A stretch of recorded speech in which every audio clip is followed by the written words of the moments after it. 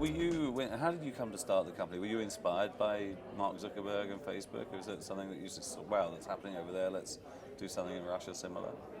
Actually, it began even prior to Facebook's success when I had this projects for my fellow students when I was a student at the St. Petersburg State University.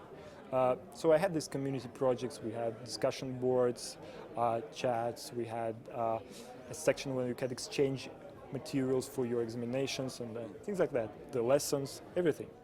And so it was in the beginning of this century. So it's like 10 years ago. So I started really early, and I built a community around it.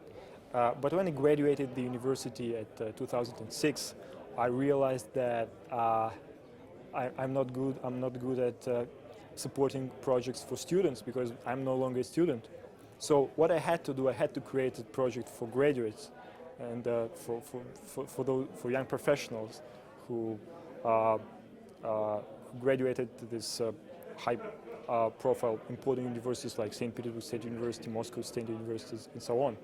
And it turned out to be very successful because there was really a need for it. I solved my personal problem because I needed a tool to keep in touch with my fellow students. And actually the Russian name of VK, which is Vkontakte, means in touch. So this is a tool for staying in touch. And it grew very rapidly, so it was. I mean, you must keep a very close eye on Facebook and what they're doing. I mean, are there important differences in terms of how your site has evolved compared to the directions that they've been taking? Sure. What you have in the Russian market is that you don't have a lot of young companies, a lot of startups, a lot of infrastructure to support you. So if Facebook was very open from the beginning and they didn't need to create their own video services or their own sophisticated audio services and so on, we had to build it from scratch because you didn't have them on the Russian market. Because if users wanted to do this, we couldn't just forward them to YouTube. There's no Shona Parkera to come around and give you advice either. And, yeah. So what did you do? I mean, so it's much more all-encompassing system, is it? That you Absolutely, yeah. It's a bit more centralized. It used to be a bit more centralized. It's much more open now.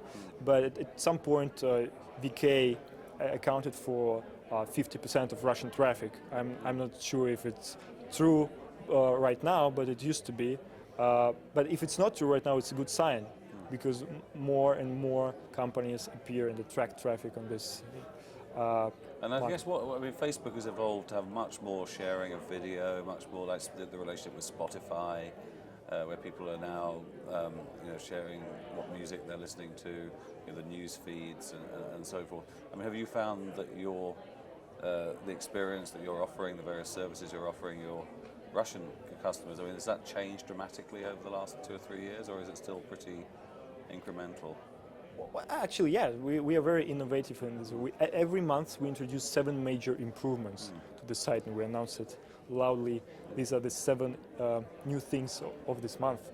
And for example, talking about Spotify, and Daniel Ek visited me in St. Petersburg a few weeks ago, and he said, look, we've done this thing with Facebook, maybe you should consider doing the same with us.